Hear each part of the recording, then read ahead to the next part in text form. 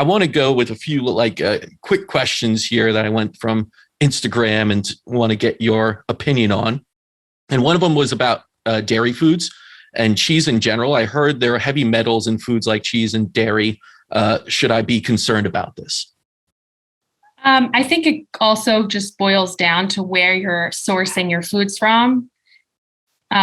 Cheese, I mean, I to be honest, like I only get it from a farm, and I know like it's like grass fed, organic. They're not treated with hormones. So this isn't your normal craft, like bright yellow cheese you're talking about in a box, right? For sure. Like the shredded cheese at the supermarket, it has anti-caking agents, usually like aluminum or something that they use. So I would understand that would be a concern for some people.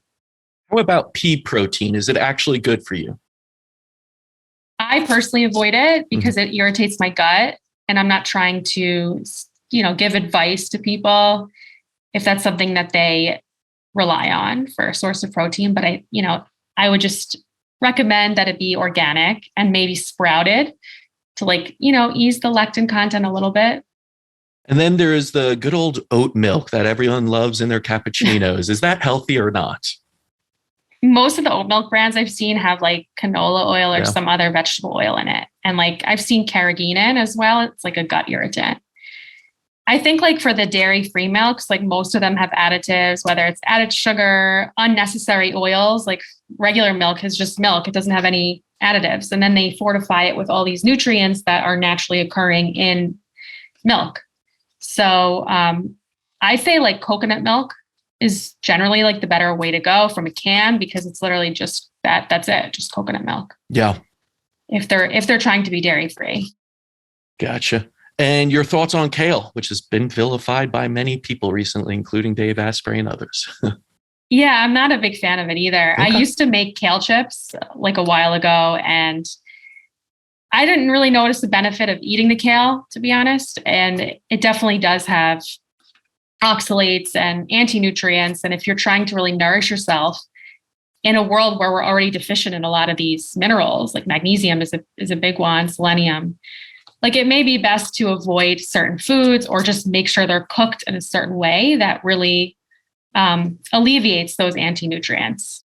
And it's the unfortunate thing. It's not even, I would say, in my personal opinion, that kale is good or bad. I think it's leaning now towards the bad, because we can't get away from the fact that in our soil, there are tons of toxins, including heavy metals and other things that just are seeping in constantly because of all we use for all production of most products. And it gets into our soil, and our soil sucks these days. It's very hard to find good soil. And that's the thing with something like kale, it sucks it in, right? It's good at that, which is normally good for sucking in all the nutrients, but it's nutrient deficient soil. It's chemically ridden soil, so it's sucking in chemicals. It's doing a good job of getting it out in a sense, but maybe then you shouldn't eat it, or you should try and find places where it's not as, it's cleaner soil, but you just don't know that anymore. Yeah, no, it's, I'm not sure that you can really wash away the pesticides in certain foods. I'm not so positive that you can. That's why they have the dirty dozen list and then the clean 15. And kale is one of the dirtiest there is.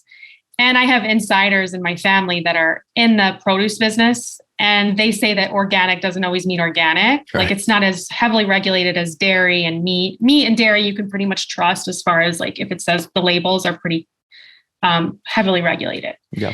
But as far as the produce goes, it's not the same.